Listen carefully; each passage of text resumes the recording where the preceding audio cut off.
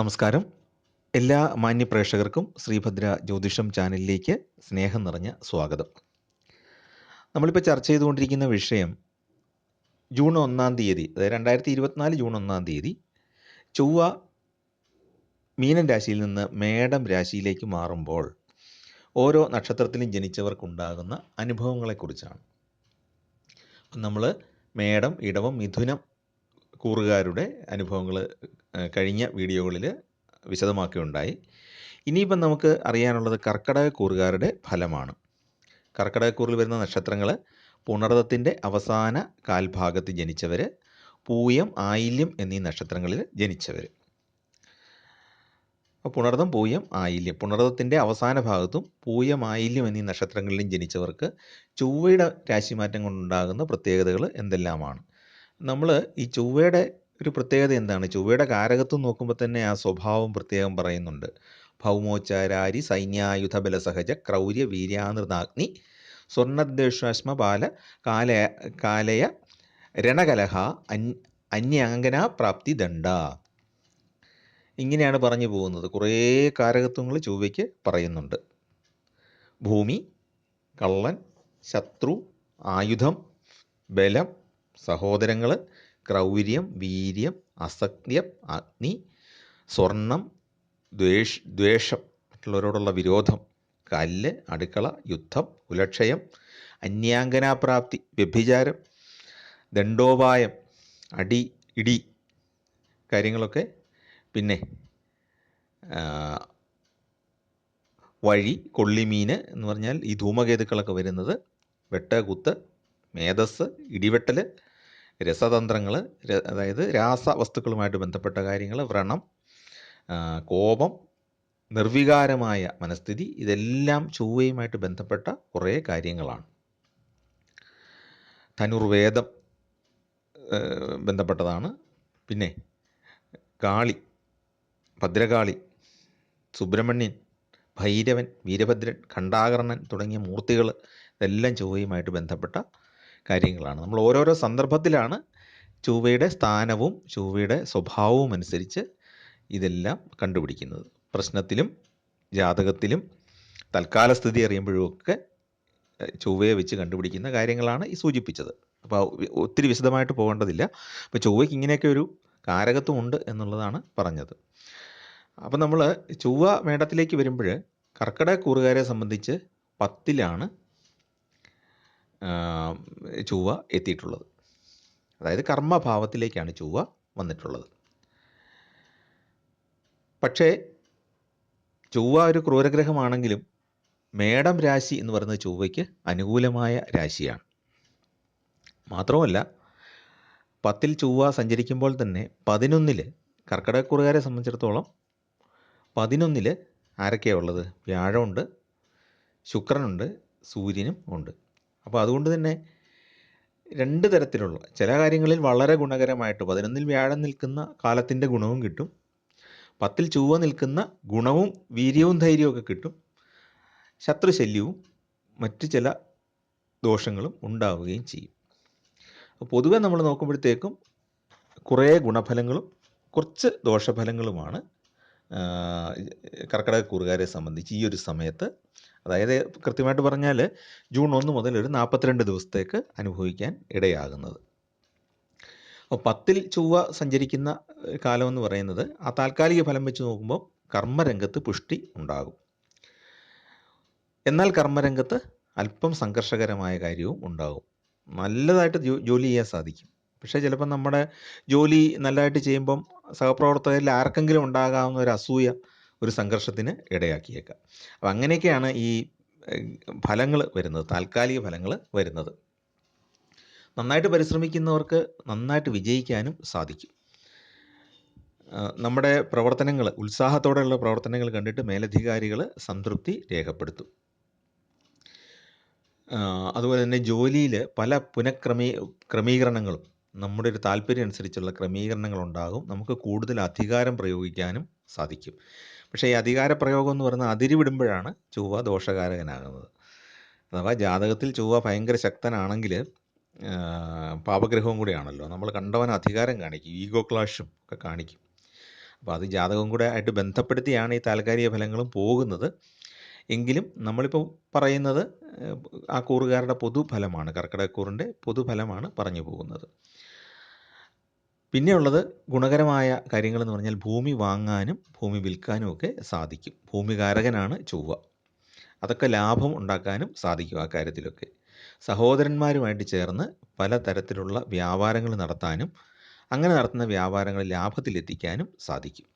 അല്ലെങ്കിൽ അത് ക്രമേണ വളർന്നു തുടങ്ങും. രാഷ്ട്രീയ പ്രവർത്തകരെ സംബന്ധിച്ചിടത്തോളം അധികാരം ലഭിക്കുന്ന കാലമാണ്.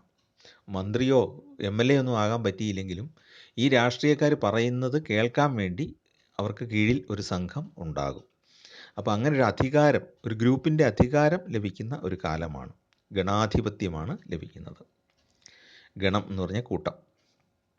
പിന്നെ സർക്കാരിൽ നിന്ന് ലഭിക്കേണ്ട അനുമതി പത്രങ്ങൾ, രേഖകൾ തുടങ്ങിയ കാര്യങ്ങളൊക്കെ ലഭിക്കുന്നതാണ്. ഇതിന് 2 കാരണമുണ്ട്. സൂര്യൻ 11-ൽ സഞ്ചരിക്കുന്നു, അതുപോലെ തന്നെ വ്യാഴം 11-ൽ സഞ്ചരിക്കുന്നു. അപ്പം ലോണുകൾക്കൊക്കെ അപേക്ഷിച്ചവർക്ക് കിട്ടാൻ സാധ്യതയുണ്ട്. പിന്നെ സർക്കാരിൽ നിന്നുള്ള ആനുകൂല്യങ്ങൾ കിട്ടാനുള്ള സാധ്യതയുണ്ട്. അതേ സമയത്ത് തന്നെ ഈ ചൊവ്വ നൽകുന്ന ചില മാനസിക സംഘർഷങ്ങളും ഇതിനിടയ്ക്കുണ്ടാകും. ഉദാഹരണം പറയുകയാണെങ്കിൽ നമ്മൾ സർക്കാരിൽ നിന്നുള്ള ഒരു ആനുകൂല്യം കിട്ടാൻ വേണ്ടി ഒരു ഓഫീസിൽ കയറി ചെല്ലുന്നു. അവിടുത്തെ ഉദ്യോഗസ്ഥൻ്റെ പെരുമാറ്റം ചിലപ്പം നമുക്ക് മനസ്സിന് കല്ലുകടി ഉണ്ടാക്കുന്ന, അല്ലെ മുറിവേൽപ്പിക്കുന്ന രീതിയിൽ ഉള്ളതായിരിക്കും. അപ്പോൾ അങ്ങനെ പൂർണ്ണമായിട്ടും അങ്ങോട്ട് സുഖിച്ച് എല്ലാ അധികാരങ്ങളും പിടിച്ചെടുക്കാൻ സാധിച്ചെന്നിരിക്കുകയില്ല. പക്ഷെ നമുക്ക് കാര്യം സാധിക്കാനായിട്ട് ഈ കർമ്മഭാവത്തിലെ ചൊവ്വയുടെ സ്ഥിതി നല്ലൊരു അളവ് വരെ സഹായിക്കും. പിന്നെ ഈ പറഞ്ഞ പോലെ ലാഭവും ഉണ്ടാക്കാം, ബിസിനസ്സിൽ നിന്ന് ലാഭവും ഉണ്ടാക്കാം. പലതരത്തിലുള്ള നേട്ടങ്ങൾ പ്രതീക്ഷിക്കാവുന്ന ഒരു കാലമാണ്. ആത്മവിശ്വാസം വർദ്ധിക്കും. അപ്പോൾ നമ്മളൊരു സ്ഥലത്ത് ചെന്നിട്ട് നമുക്ക് പ്രതികൂലമായ പ്രതികരണം ഉണ്ടായെങ്കിലും നമ്മൾ ചുമ്മാ കളഞ്ഞിട്ട് പോരുകയില്ല. നമ്മളത് സാധിച്ചുകൊണ്ടേ പോരുള്ളൂ. 1-2 തവണ ശ്രമിച്ചാലും സാധിച്ച് പിടിച്ചെടുക്കാൻ കഴിയുന്ന ഒരു ആത്മശക്തി നമുക്ക് ഉണ്ടാകുന്നതാണ് കർക്കിടകക്കൂറിൽപ്പെട്ടവർക്ക്. അപ്പോൾ ഇങ്ങനെ വ്യക്തിപരമായിട്ടും കർമ്മരംഗത്തും നന്നായിട്ട് ശോഭിക്കാനായിട്ട് സാധിക്കും. സമൂഹത്തിൻ്റെ ആദരവും അംഗീകാരവും ലഭിക്കുന്നതാണ്. പ്രത്യേകിച്ച് പൊതുപ്രവർത്തകരാണെങ്കിൽ അവർക്ക് പോയി കാര്യങ്ങൾ സാധിച്ചെടുക്കാൻ പറ്റും. ഉദ്യോഗസ്ഥ തലത്തിലുള്ള തടസ്സങ്ങൾ ഒക്കെ ഒഴിവാക്കി അതിൻ്റെ മുകളിലൊക്കെ പിടിച്ച് അവർ പോകുന്ന കാര്യം സാധിച്ചുകൊണ്ടേ അവർ വരുള്ളൂ. ആ ഒരു കഴിവ് അവർക്ക് ഈ സമയത്ത് ലഭിക്കും. എതിർപ്പുകളെ അതിജീവിച്ച് മുന്നേറാനുള്ള അപാരമായ ഒരു സിദ്ധി ഈ സമയത്തുണ്ടാകും. പിന്നെ പല കാര്യങ്ങളിലും നേതൃപദവി ലഭിക്കുന്നതാണ്. യാത്രകൾ വളരെ പ്രയോജനകരമായിട്ട് അനുഭവപ്പെടും. വിദേശത്ത് ഉന്നത പഠനത്തിന് അവസരം ഉണ്ടാവുകയും ചെയ്യും. പൊതുവെ പറഞ്ഞാൽ നല്ല അവസരങ്ങൾ പലതും ജീവിതത്തിൽ വരുന്ന ഒരു കാലഘട്ടമാണ്. നന്നായിട്ട് ഉപയോഗിക്കുക, ഏറ്റവും നന്നായിട്ടത് പ്രയോജനപ്പെടുത്തുക എന്നുള്ളതാണ് ഈ സമയത്ത് ശ്രദ്ധിക്കാനുള്ളത്. 10-ൽ ചൊവ്വ എന്ന് പറയുന്നത് പൂർണ്ണമായിട്ടും ഗുണകരമല്ല എന്ന് നമ്മൾ പറയുമ്പോഴും 11-ൽ വ്യാഴം നിൽപ്പുണ്ടെന്നുള്ളത് നമ്മൾ ഓർക്കണം. ഈ ഒരു സമയത്ത്, ഈ ഒരു കോമ്പിനേഷൻ വരുന്ന സമയത്ത് നമ്മൾ നന്നായിട്ടൊന്ന് ശ്രമിച്ചാൽ പല കാര്യങ്ങളും നമുക്ക് സാധിച്ചെടുക്കാനായിട്ട് കഴിയുന്നതാണ്. സ്ഥാനക്കയറ്റം ലഭിക്കും. അതുപോലെ തന്നെ നമ്മൾ വളരെ കാലമായിട്ട് ആഗ്രഹിച്ചിരുന്ന പല കാര്യങ്ങളും സാധിച്ചു കിട്ടും. പുതിയ സംരംഭങ്ങൾ തുടങ്ങാൻ സാധിക്കും. ധനലാഭവും ഭാഗ്യ പരീക്ഷണങ്ങളിൽ നിന്ന് നേട്ടമൊക്കെ ഉണ്ടാകുന്ന കാലമാണ്. ഷെയർ മാർക്കറ്റിൽ തൽക്കാലം ഇറങ്ങണ്ട എന്നുള്ളതാണ് എനിക്ക് പറയാനുള്ളത്. ചെയ്യുകയാണെങ്കിൽ തന്നെ ചെറിയ ഇൻവെസ്റ്റ്മെൻറ്റുകൾ മാത്രം ഈ സമയത്ത് ചെയ്താൽ മതി.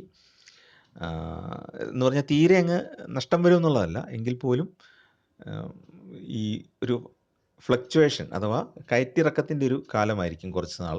അത് സഹിക്കാവുന്നുള്ളവർ മാത്രമേ ആ രംഗത്ത് പോകാൻ പാടുള്ളൂ. പിന്നെ പല ആപത്ഘട്ടങ്ങളും ഇതിനിടയ്ക്ക് നേരിടേണ്ടി വരും. ആപത്ഘട്ടങ്ങൾ എന്ന് പറഞ്ഞാൽ നമുക്ക് പ്രതിസന്ധി ഉണ്ടാക്കുന്ന പല പല അനുഭവങ്ങളും ഉണ്ടാകും. പക്ഷെ അതിനെയെല്ലാം തരണം ചെയ്യാനായിട്ടുള്ള ആത്മവിശ്വാസവും ആത്മധൈര്യവും ഉണ്ടാകുന്ന ഒരു കാലവുമാണ്.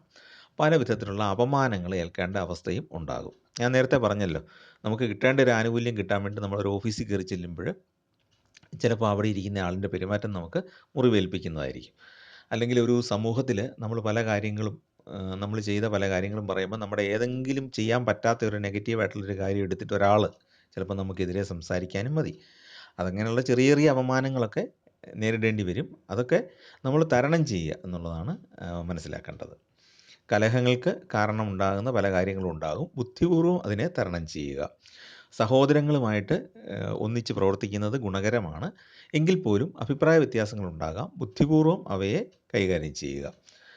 പിതൃതുല്യ ജനങ്ങളുമായിട്ട് അഭിപ്രായ വ്യത്യാസങ്ങൾ ഉണ്ടാകാൻ സാധ്യതയുണ്ട്. അതായത് നമ്മുടെ ആശയങ്ങളും പിതൃജനങ്ങളുടെ ആശയങ്ങളുമായിട്ട് യോജിക്കണം എന്നില്ല. അവിടെ ഒരു ക്ലാഷ് ഉണ്ടാകും. ഒരു ഐഡിയകൾ തമ്മിലുള്ള ഒരു തർക്കം, ഒരു ക്ലാഷ് ഉണ്ടാകാനുള്ള സാധ്യതയുണ്ട്. അവിടെയും പറയാനുള്ളത് എന്താണെന്ന് വെച്ചാൽ, പ്രായോഗികമായ സമീപനം ഏതാണോ അതങ്ങ് സ്വീകരിക്കുക. ഒരു തീരുമാനം അങ്ങ് എടുക്കുക. കൺഫ്യൂഷനിൽ നിൽക്കാതെ നമ്മുടെ അടുത്ത സ്റ്റാൻഡാണ് കറക്റ്റെങ്കിൽ അതിൽ കൂടെ തന്നെ മുന്നോട്ട് പോവുക. അതല്ല ഒന്നുകൂടെ ആലോചിക്കുമ്പോഴത്തേക്കും, അല്ലെങ്കിൽ 2 തവണ നമ്മൾ ആലോചിക്കുമ്പം അച്ഛനെടുത്ത സ്റ്റാൻഡാണ്, അല്ലെങ്കിൽ പിതൃജനങ്ങൾ എടുത്ത സ്റ്റാൻഡാണ് കൃത്യമായിട്ട് തോന്നുന്നതെങ്കിൽ ആ രീതിയിൽ നീങ്ങുക. അല്ലാതെ അത് വേണോ ഇത് വേണോ എന്ന് സംശയത്തിൽ നിൽക്കരുത്. പിന്നെ പല ആൾക്കാരും നമ്മളെ സമീപിക്കുകയും പ്രതികൂലമായിട്ട് സംസാരിക്കുകയും നമ്മളെ ഡീമോട്ടിവേറ്റ് ചെയ്യാനായിട്ട്, അതായത് നമ്മുടെ മനധൈര്യം തകർക്കാനായിട്ട് ശ്രമിക്കുകയൊക്കെ ചെയ്യും. പക്ഷേ ഓർക്കണം, ചൊവ്വ എന്ന് പറയുന്നത് സൈന്യാധിപൻ്റെ സ്ഥാനമാണ്. സൈന്യാധിപനാണ് കർമ്മസ്ഥാനത്ത് നിൽക്കുന്നത്. നമ്മളാണ് തീരുമാനം എടുക്കുന്നത്. നമ്മളെടുക്കുന്ന തീരുമാനം നമ്മൾ നടപ്പാക്കും എന്നൊരു ആത്മ വിശ്വാസവും ദൃഢനിശ്ചയവും നമുക്കുണ്ടെങ്കിൽ ഏതൊരു കാര്യവും നടത്തിയെടുക്കാൻ നമുക്ക് ഈ സമയത്ത് സാധിക്കും. ദൂരദേശത്ത് തൊഴിൽ തേടുന്നവർക്ക് അവസരങ്ങളുണ്ടാകും. വിദ്യാർത്ഥികളെ സംബന്ധിച്ച് പഠനത്തിൽ ശ്രദ്ധ കേന്ദ്രീകരിക്കാൻ കഴിയാത്ത അവസ്ഥകളുണ്ടാകും. പക്ഷേ അതിനെയൊക്കെ തരണം ചെയ്തവർ പഠനം കൂടുതൽ മെച്ചപ്പെടുത്തുക എന്നുള്ളതും ശ്രദ്ധിക്കേണ്ടതാണ്. അപ്പോൾ ഞാൻ പറഞ്ഞല്ലോ, ചൊവ്വ എന്ന് പറയുന്നത് കർമ്മഭാവത്തിൽ ഒരുപാട് ഗുണങ്ങൾ ചെയ്യും, എന്നാൽ ആത്മസംഘർഷങ്ങൾക്ക് കാരണമാവുകയും ചെയ്യും. അപ്പം നമ്മളിത് ഈ കാര്യങ്ങളൊക്കെ മുൻകൂട്ടി അറിയുന്ന ഒരു കാര്യമായിട്ട് സ്വീകരിച്ചുകൊണ്ട് ഇതൊരു മെസ്സേജ് എന്നുള്ള രീതിയിൽ എടുത്താൽ മതി. അല്ലാതെ ഒരു ജ്യോത്സ്യം പറയുന്നത് 100% കൃത്യമാണോ എന്ന് ചോദിച്ചാൽ അങ്ങനെയൊന്നും ആർക്കും പറയാനൊക്കുകയില്ലല്ലോ. നമ്മൾ ദൈവമല്ലല്ലോ. അപ്പം മനുഷ്യസാധ്യമായ ഒരു രീതിയിൽ ഗണിത സമവാക്യങ്ങൾ ഉപയോഗിച്ച് നമ്മളിപ്പം പറയുമ്പോൾ നിങ്ങൾ മനസ്സിലാക്കേണ്ടത്, ചൊവ്വയുടെ ഈ സ്ഥിതി, കർമ്മഭാവത്തിലെ സ്ഥിതി കർക്കിടകക്കൂറിനെ സംബന്ധിച്ച് ആത്മവിശ്വാസവും ആത്മധൈര്യവും നമ്മുടെ വ്യക്തിത്വവും ഒക്കെ പോഷിപ്പിക്കുന്ന ഒരു കാലഘട്ടമാണ്. ഈ അവസരം ഏറ്റവും നന്നായിട്ട് ഉപയോഗിക്കുക. ഏറ്റവും നല്ല കാര്യങ്ങൾ, പോസിറ്റീവായ കാര്യങ്ങൾ ഈ സമയത്ത് ചെയ്യാനായിട്ട് ശ്രമിക്കുക. ഇതാണ് നമ്മൾ കൂറിൻ്റെ ഫലം. ഇനി നമുക്ക് പുണർദത്തിൻ്റെ അവസാന പാദക്കാരുടെ അവസ്ഥ നോക്കുമ്പോഴത്തേക്കും കഠിന വിഷമങ്ങളിൽ നിന്നൊക്കെ അവർക്ക് മോചനം കിട്ടുന്ന കാലമാണ്. അല്പസ്വല്പം കാലതാമസം ഉണ്ടായാലും കാര്യങ്ങളെല്ലാം സാധിച്ചു കിട്ടും. പൊതുവെ അനുകൂലമായ പല അവസരങ്ങളും ജീവിതത്തിൽ ഈ സമയത്തുണ്ടാകും. അവയെ ശരിക്ക് ഉപയോഗിക്കുക. എല്ലാ കാര്യത്തിലും സ്വന്തം വ്യക്തിത്വം പ്രകടിപ്പിക്കുന്ന രീതിയിൽ ഒരു സമീപനം സ്വീകരിക്കാൻ സാധിക്കുന്നതാണ് പുണർദം അവസാന പാദത്തിൽപ്പെട്ടവർക്ക്. സാമ്പത്തികമായിട്ട് വലിയ പ്രയാസങ്ങളില്ലാതെ മുന്നോട്ട് പോകാൻ സാധിക്കും. ഈ സാമ്പത്തിക ആരോപണങ്ങൾക്ക് ഒരു സാധ്യത പറയുന്നുണ്ട്. അപ്പോൾ അതിൽ നിന്നൊക്കെ നമുക്ക് മോചിതരാകാനും സാധിക്കും. വെറും ഒരു സംശയത്തിൻ്റെ പേരിൽ നമ്മുടെ എതിരാളികൾ ചിലപ്പോൾ ഒരു സംഘർഷം ഉണ്ടാക്കാനോ അല്ലെങ്കിൽ മറ്റുള്ള ആളുകളുടെ മുമ്പിൽ നമ്മളെ താത്തിക്കെട്ടാനോ ഒക്കെ ചില ആരോപണങ്ങളൊക്കെ ഉന്നയിച്ചേക്കാം. അത് മൈൻഡ് ചെയ്യേണ്ട, അതൊക്കെ അതിൻ്റെ വഴിക്ക് പൊക്കോളും. നമ്മൾ സത്യസന്ധമായിട്ട് കാര്യങ്ങൾ ചെയ്ത് നമുക്ക് എന്താണോ വിശ്വാസം, ശരി എന്ന് നമ്മൾ വിചാരിക്കുന്ന കാര്യങ്ങൾ ചെയ്ത് മുന്നോട്ട് പോവുക. നമുക്ക് വിജയം സുനിശ്ചിതമാണ്. പൂയ നക്ഷത്രക്കാരെ സംബന്ധിച്ച് ധാരാളം ഗുണാനുഭവങ്ങൾ ലഭിക്കുന്നതാണ്. സാമ്പത്തിക രംഗത്ത് പുരോഗതി ഉണ്ടാക്കാൻ സാധിക്കും. കുടുംബത്തിൽ മംഗളകർമ്മങ്ങൾ നടക്കാനായിട്ട് സാധ്യതയുണ്ട്. മക്കളുടെ വിവാഹമോ അല്ലെങ്കിൽ അടുത്ത ബന്ധുക്കളുടെയൊക്കെ വിവാഹമോ അല്ലെങ്കിൽ കുഞ്ഞ് ജനിക്കുകയോ കുഞ്ഞിൻ്റെ ചോറൂണ് അങ്ങനെയുള്ള മംഗളകർമ്മങ്ങൾ നടക്കാനുള്ള സാധ്യതയുണ്ട്. പിന്നെ പല പല കർമ്മമണ്ഡലങ്ങളിൽ ശോഭിക്കാനായിട്ട് സാധിക്കും. ബന്ധുജന സഹായം, സഹോദര സഹായം എന്നിവ ലഭിക്കും. ആയില്യ നക്ഷത്രക്കാരെ സംബന്ധിച്ച് ഉന്നത വിദ്യാഭ്യാസ പ്രാപ്തിയാണ് ഈ സമയത്തുള്ളത്. അതായത് വിദ്യാർത്ഥികളൊക്കെ ആണെങ്കിൽ അവർക്ക് നല്ല കോഴ്സുകൾക്ക്, ഉന്നത വിദ്യാഭ്യാസത്തിനുള്ള നല്ല കോഴ്സുകൾക്ക് പ്രവേശനം കിട്ടാനായിട്ട് സാധ്യതയുള്ള സമയമാണ്. അതിനു വേണ്ടിയിട്ട് ശ്രമിക്കുക താല്പര്യമുള്ളവർ. സാഹിത്യകാരന്മാർ, കലാകാരന്മാർ തുടങ്ങിയവർക്ക് അവരുടെ പ്രവർത്തനത്തിൽ കൂടുതൽ അത് മെച്ചപ്പെടുത്താനും അതിലൂടെ അധികാര സ്ഥാനങ്ങളുമായിട്ട് ബന്ധം പുലർത്താനും സാധിക്കും. എന്ന് പറഞ്ഞാൽ നല്ല ഒരു കലാകാരനാണെങ്കിൽ അയാൾ നല്ല നല്ല വേദികളിൽ, ഉന്നത വ്യക്തികളുള്ള വേദികളിൽ പരിപാടി അവതരിപ്പിക്കാനും അവരൊക്കെ ആയിട്ട് നല്ല ബന്ധം സ്ഥാപിക്കാനും സാധിക്കും. അങ്ങനെ ഉന്നത വ്യക്തികളിൽ നിന്ന് സഹായമൊക്കെ ലഭിക്കാൻ സാധ്യതയുണ്ട്. സ്കോളർഷിപ്പോ അല്ലെങ്കിൽ ഗ്രാൻറ്റുകളോ അല്ലെങ്കിൽ ഫെലോഷിപ്പോ ഒക്കെ കിട്ടാനുള്ള സാധ്യത ഉണ്ട്.